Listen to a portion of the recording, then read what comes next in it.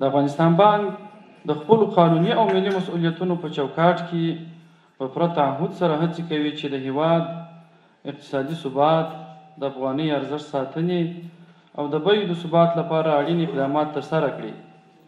لله الحمد، افغانۍ په تېرو څو کلونو کې د سیمې د هیوادونو په کچه د غوره ثبات لرونکو پولي واحدونو په کتار کې ده، چې دا د افغانستان بانک د هلو ځلو، د درنو هیوادوالو د باور او نورو اړوندو ادارو، ملي سوداګرو د همکاریو او ښې همغږۍ پایله وه. افغانۍ زموږ ملي هویت دی او پکار ده چې په ټول هیواد کې په ځانګړې توګه تجاران ورونه په سوداګریزو راکړو ورکړو کې د ملي مسؤلیت په پام کې نیولو سره وکاروي. دا مهال افغانۍ تقریبا په ټول هیواد کې کارول کیږي او په دې پولي واحد د خلکو باور لوړ شوی دی. د افغانستان بانک هڅه کوي چې په ټول هیواد کې سوداګریزه راکړه ورکړې یوازې په افغانۍ ترسره شي. لکه څرنګه چې تاسو ته معلومه ده، څو ورځې وړاندې د افغانۍ د مبادلې په نرخ کې څه ناڅه تغیرات رامنځته شوه.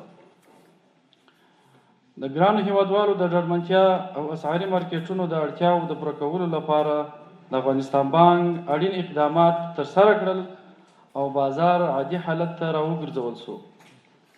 د افغانستان بانک د پولي بازارونو د ښه نظم لپاره اړین ګامونه پورته کړي دي، چې له دې ډلې څخه د بولۍ پر ځای د ځانګړي بازار رامنځته کېدلو او د اسعارو د نیلام پروسې ولایتونو ته د غځولو څخه یادونه کولی شو. موږ له درنو هیوادوالو څخه غواړو چې د افغانۍ پر ثبات باور وساتي او له اړتیا پرته دې په داسې حالاتو کې په اسعارو د افغانۍ مبادله نه ترسره کوي ترڅو د بې بنسټه اوازو ښکار او متضرره نه شي.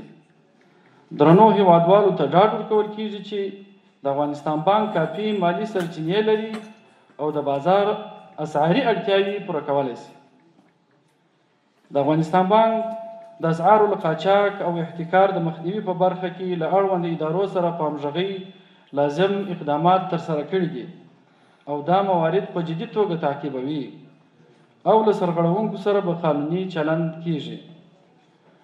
په دې توګه درنو هیوادوالو ته ډاډ ورکوو چې موږ د افغانۍ ثبات، د مالي او بانکي سکتور پراختیا ته ژمن یو او په دې برخه کې به خپلې هلې ځلې جاري وساتو ان شاء الله تعالی.